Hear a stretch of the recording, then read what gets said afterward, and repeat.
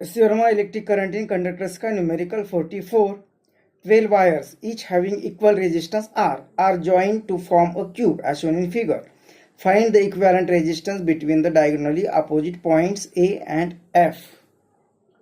तो इस तरह से एक क्यूब दिया हुआ है और ये वायर्स हो गया, वायर का कुछ रेजिस्टेंस होगा, इसलिए यहाँ पे रेजिस्टर का सिंबल निकाला है। तो इस तरह से एक वायर का क्यूब होगा जिसका कुछ ना कुछ रेजिस्टर रहेगा और सभी रेजिस्टर सेम रेजिस्टेंस से सेम रहेंगे और उसकी वैल्यू होगी आर।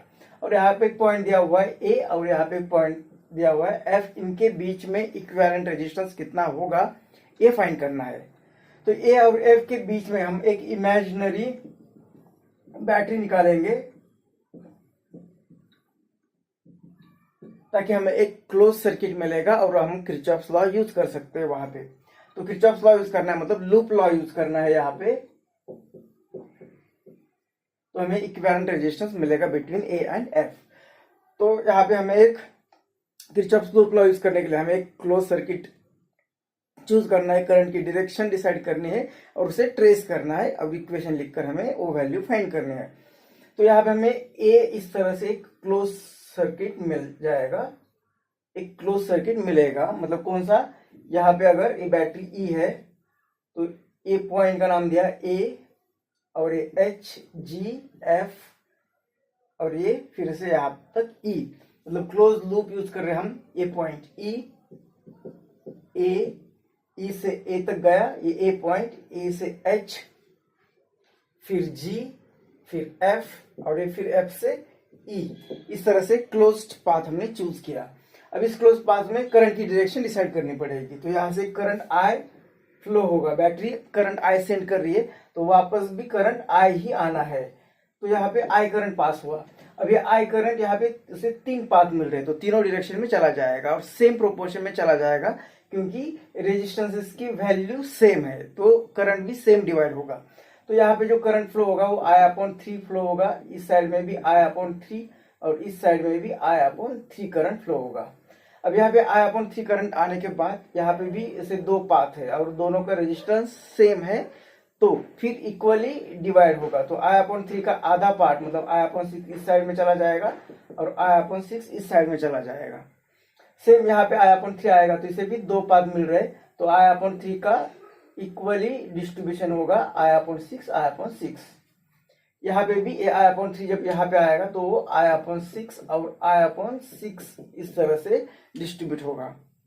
अब ये जो करंट है I/6 यहाँ पे आएगा और यहाँ से I/6 यहाँ पे आएगा, दोनों मिलकर I/6 प्लस I/6 यहाँ पे बनेगा I/3। यहाँ पे भी I/6 आ रहा है और ऊपर से I/6 आ रहा है तो यहाँ से वो I/6 प्लस I/6 I/3 चला जाएगा।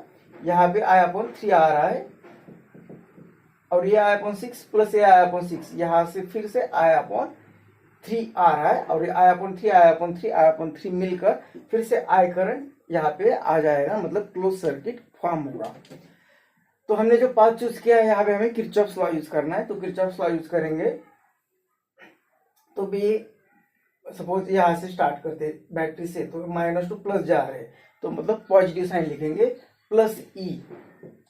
फिर यहाँ आने के बाद यहाँ से इनके अक्रॉस पोटेंशियल डिफरेंस रहेगा करंट इनटू रेजिस्टेंस की वैल्यू और एक करंट की डायरेक्शन में जा रहे हैं मतलब हाई टू लो पोटेंशियल की तरफ जा रहे हैं तो ये माइनस आएगा और करंट इनटू उसका रेजिस्टेंस आर।